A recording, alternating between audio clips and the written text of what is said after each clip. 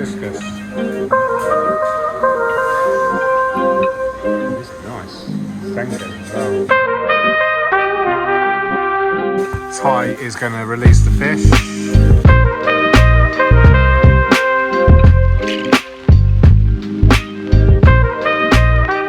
I'll turn the temperature down. Okay. I believe we're filming. We're filming? Yeah. My eyes on the road. Your eyes on the road. Well, I'm a skilled communicator. You are. I can talk. I mean, we've got a red light. Yeah, this one takes forever. Oh, that's good. It's a construction light. It's quite helpful today. Yeah. So I'm with Ty. Are you in the shot? Just about. Can you lean in? I'm peering over the gear stick. We're on the way to Maidenhead Aquatics at Scottsdale in Cambridge, in England. Yeah.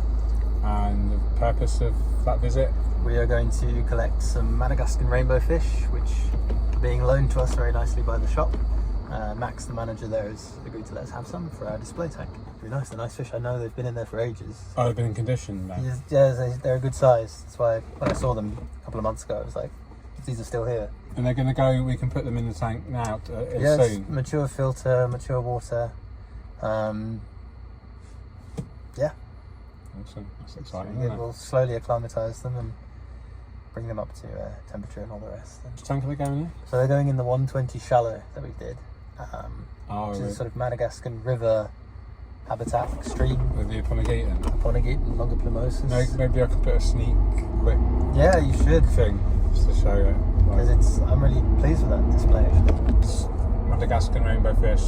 How many are we getting? We'll probably get about 10 because I've got 2 already at home.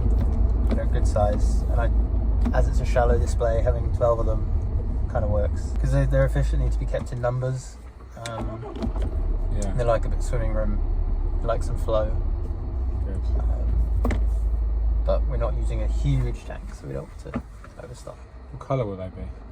Madagascar rainbows have sort of bluish grey colour with lovely red edging on some of the fins, and they get more colourful as they mature. Yeah, and quality food will bring out their colours as well. Lots of live but food. they're more of a longer and slender rainbow than the regular. Exactly, unlike most of the sort of classic rainbows. Bosmanis and all the other melatonia or whatever it is. These are classic, like streamlined for living in fairly fast flow. And is that the only species going in there? Yeah, sadly the range of fish from Madagascar are quite limited. There's a couple of cichlids you can get, Madagascan cichlids, you can get these rainbows. We could have used the Madagascar lace plant, Aponigeton madagascarensis. We could have done, but we went with the Longiplomosus here because it's a bit denser, provides a bit more habitat for the fish to hide in, and the lace plant can be tricky and can be temperamental. And as we want this display to be, accessible to the great majority of fish keepers, gone with the Longiplomosus because it's a fairly hardy, easy plant.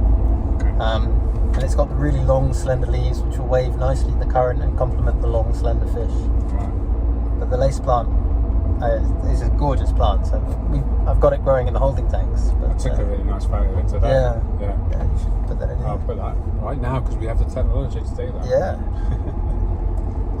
It's so easy, it's literally everything on my phone. Take a photo on your phone, video on your phone. So will these be wild caught then? That's a good question, I don't know. Because I'd like to go in a bit deeper about wild caught fish and how actually they can be beneficial for the hobby and for the industry. Because I think there's a lot of bad press about buying wild caught, and I think actually there should be more bad press about overbred, interbred, poor quality, captive bred. Disease fish. Disease fish. Look at dwarf gouramis.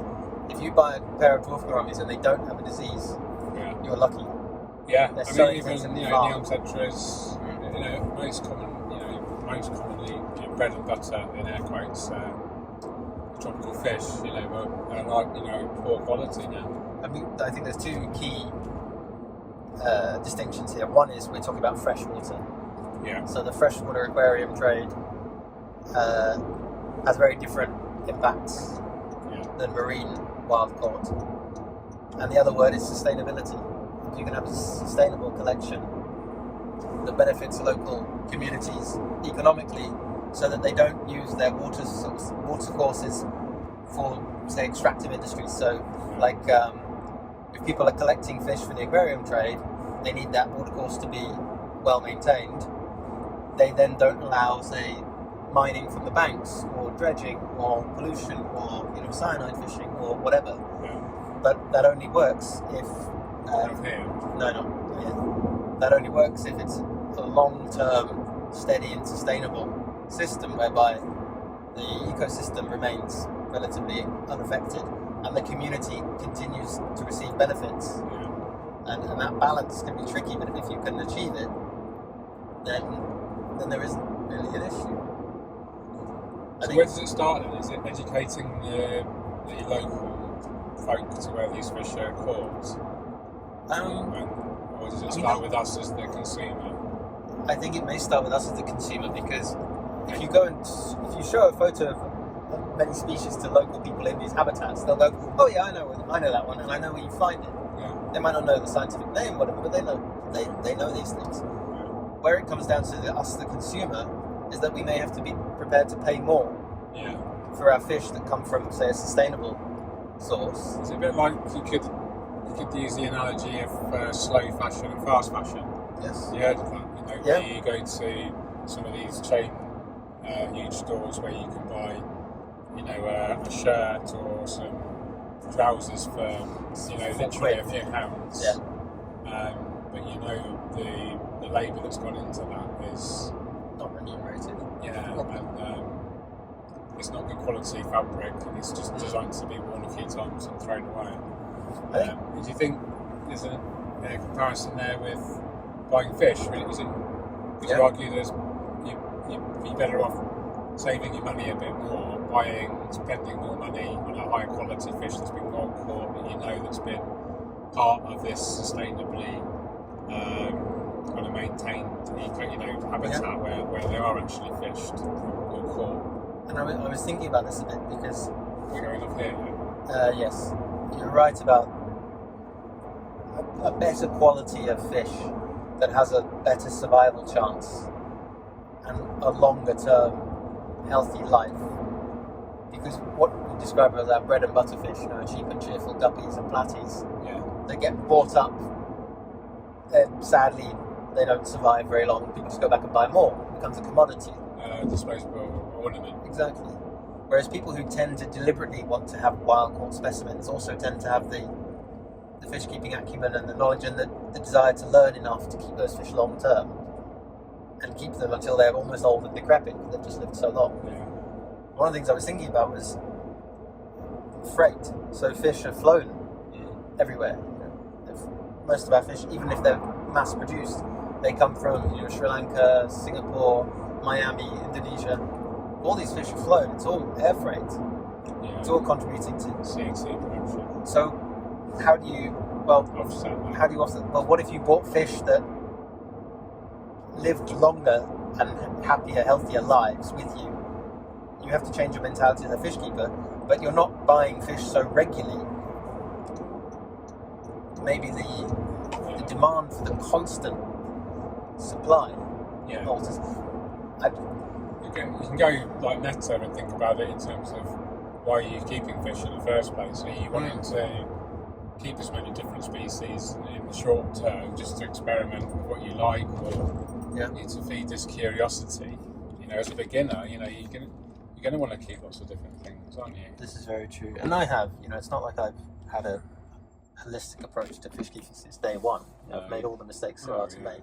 The thing is, there's a lot of scope and potential for doing things better, particularly with providing sustainable wild caught fish.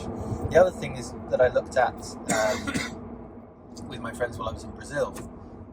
Stay in this lane and just follow around. In situ breeding. So we were looking at fish from the Pantanal. There's lots of tetras and catfish and things which are from the Pantanal, but they're not exported for the trade. Communities don't realise the value that they're sitting on. But what if you could have small-scale breeding things? Let's say a local family is breeding one species of fish that they send to an exporter, but is native to that region. Stay in this lane. And then it's an aircraft. Yeah, it's a C-130. The advantage to that is, you're not having mass intensive, huge scale farming of fish with all the possibilities of disease and inbreeding and so on. You can be much more controlled.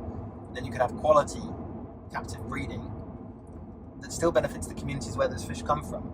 Yeah. Without being extracted from the habitat on a daily basis. And black neons is another example. Black neons are being extracted illegally from habitats around Cochin, Brazil, for the local aquarium trade. And, they go in and they take 3,000 or 4,000 fish a go. And every week they're in the shops. They're sold as like bait fish for bigger fish. People feed them to their cichlids. That's not sustainable. But if you had 2 or 3, say, families' farms that were breeding them locally, right? Yep, they're a single species, carefully controlled, and then selling for export, either domestic supply or international supply. You remove that pressure on the habitat, but the local community still benefits. Yeah. Interesting. End of lecture. Well, next time you see us, we'll be in the store. How many? I think it's 10. This is Max. Are you the manager? Yeah. Where are we? Maidenhead Aquatic, Scottsdale. Cool. How long have you worked here, Max? About 10 years now. Wow. Old school. Yeah. You must have started when you were like 13 then, how old are you? I'm 30. Yeah? Yeah. Wow, you've had an easy paper round. Right, where are we? Madagascar. How long have they been in the shop for? They look really nice. Probably nearly a year actually. Wow, so they're in nicely conditioned. They came in absolutely tiny. I think of 10. I think 10, that's right. 10 of the dashes. So are these kept in hard water? Yeah. What do you specialise in then? Are you into the hobby yourself? Yeah, I haven't got a tank at the moment, but Got enough here to look after, right? yeah, basically. I've had marines and freshwater and all sorts over the time. Is that right? I'll show you some fish I want to use in our book, George. Yeah. I think are really cool. The Dadios. I love them. Oh wow, yeah. Mabuka Dajibujori. Little, they're just fun. They're like a sort of a Danio and a Masbora just mashed together. Yeah. Yeah, they're different, aren't they? Active. Yeah. I bet they sell nicely. Yeah, we had a good group of them. What else is worth looking at? Got some nice guppies. Some gobies. Garas. Oh, the garas, yeah, the pandas. And the garas, I like them. They get quite big and ugly though, don't There's they? there's some nice whiptails.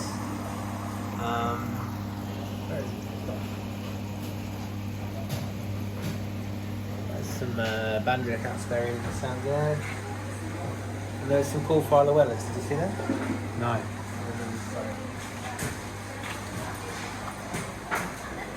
Oh, discus. These are nice. Stenko as well.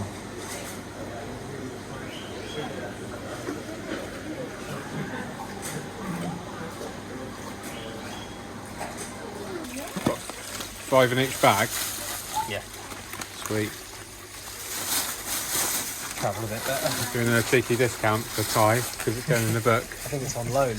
Oh, okay. As That's long as cool. they don't, as long as they bring 10 back, it's all okay. Yeah. As long as you don't kill them, I'll try. I'll do it. Yes. We'll give them the best home possible, right? Yeah. Well, thanks for your help, Max. Appreciate it. This is really grand.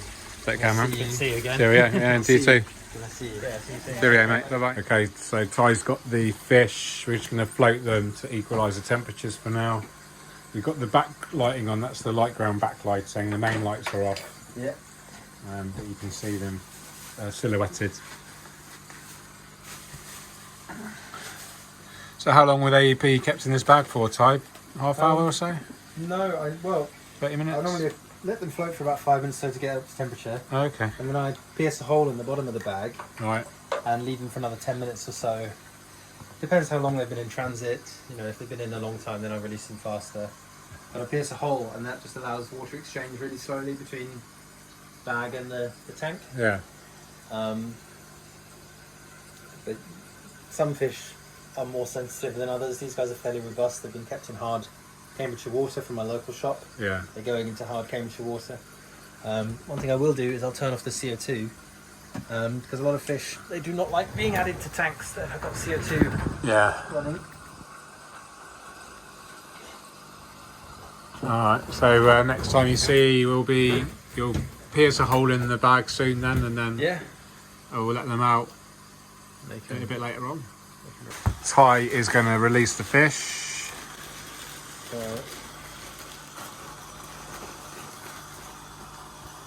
Like, sometimes I won't put shop water in my tanks, but I kind of trust this place, so yeah, I will.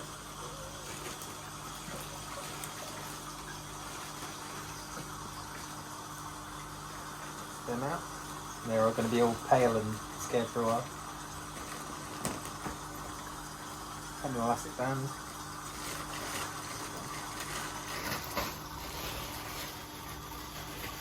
I get the cover glasses on here as well. So.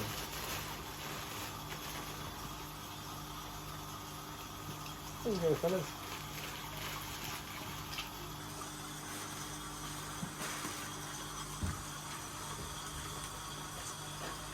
You look alright. You look fairly content already. Yeah, I mean they've been in. In the shop and how they're compared to the shop tank, it's going to be a lot nicer for them. space. Yeah, they've been in that for a year. Yeah. I've got cover glasses on because these guys can jump quite far. I don't know. So this is a Madagascar shallow stream biotope. Yeah. With Aponigeton, Longa plumullosis. in a WEO shallow 120F 120F. with light ground, just a pure white LED. We've got the WEO Slim LED. We've got Aquarium outlet and inlet acrylic. We've got Oazo Biomaster filtration. Plants from Tropica. Hardscape from either Dave at Aquarium Gardens or Ty's Garden. Fish from Maidenhead Aquatics, Scottsdale, where we've just been. I think that's the only my second ever visit there in like 10 years of living this way. Yeah, it's not far from you. No. So cover glasses on, so fish aren't going to be able to jump out, hopefully. It's the hope. And then, is it fair to put the light on now, or do we put that on a bit later? I mean, they'll be alright. Okay, so the tank light's on now. And they're not quite coloured up yet, but I mean, they've literally been in here for 2 minutes, so I think considering they'll develop their rhythm. Yeah, so next time I visit Ty will probably be next week, in fact. Maybe I can do a quick update. Okay. He's already trying to eat. Eats though, that's good. That's a good sign. Good sign, yeah. Okay, right, well that's it. Quick insight into one of the biotope aquascapes that me and Ty are working on for his new book, Aquatic Habitats. Make sure you follow the hashtag on Instagram, etc. Thank you to all our supporters for this project. List in the description. Thanks to Ty for his hospitality again. All the bread, all the coffee. We had some good salad though today, didn't we? And some egg as well. I do like a nice egg. Okay, you take care. Keep on scaping. Cheerio. Look at them. Oh, they're They're chilling, aren't they? just playing. But you know why? Because they're in a tank dedicated to them. Like, they're not being attacked by any other fish. Got the right conditions. It's all about them. They're lucky one. There's one beer left. One? I thought there was more, but I must have had one. Maybe. Ah. You have it. It's from Cole. I put.